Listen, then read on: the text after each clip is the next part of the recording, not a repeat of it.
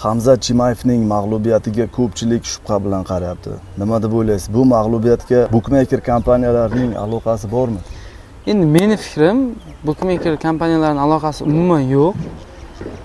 Hamzat Chimayevga bukmeykerlar beradigan puldan ko'ra o'zini prezidentini qaratgan e'tibori menimcha vobshe bukmeykerlarniki menimcha yo'lda qolib ketsa kerak deb o'ylayman.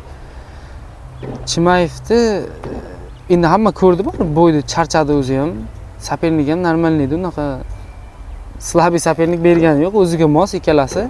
Shon Strickland kuchli jangchi. O'zi ham kuchli edi, janglari ham zakoniy bo'ldi deb o'ylayman. Unaqa lekin kelishilar bukmeykerlar bu endi o'zimizda ko'p odamlar, tikkan odamlar shunaqa o'ylaydi-da aka, o'shalarga pul tikayotgan odamlar shunaqa o'ylaydi. Hamzat Chimayev bukmeykerlar nimasiga sotildi yoki uyushtirildi bu bo'y deb o'ylayapti.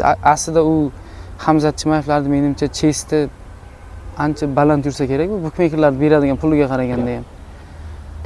Normalniy sportsmen o'zini chestidan kechib bukmeykerlarni bergan taklifiga rozi bo'lmaydi deb o'ylayman-da, chunki u prezidentni qanaqa hurmat qiladi uni, o'zini xalqi bor orqasida turgan. Tem bo'lib Checheniston, Dog'istonda anovlari, odamlari bari boshqacha bo'ladi-ku, bilasiz o'zingiz. Chest juda mahkam ushlaydi-ku unaqa narsalarni. Unaqa uyushtirilmagan deb o'ylayman. Meni fikrimda endi qolganlar, tikkanlar shunaqa o'ylaydi, baribir uni yo'q desangiz ham isbotlab ham bera olmaysizlarga. Yo'q, bu tikilgan, bu uyushtirilgan bo'y edi deb baribir o'ylaydi-da aka, to'g'risi. Bizning fikrimiz, lekin unaqa bo'lmaydi. Sportsmenlar, boshqalar, sportni tushunadigan odamlar unaqa fikrlamaydi deb o'ylayman-da.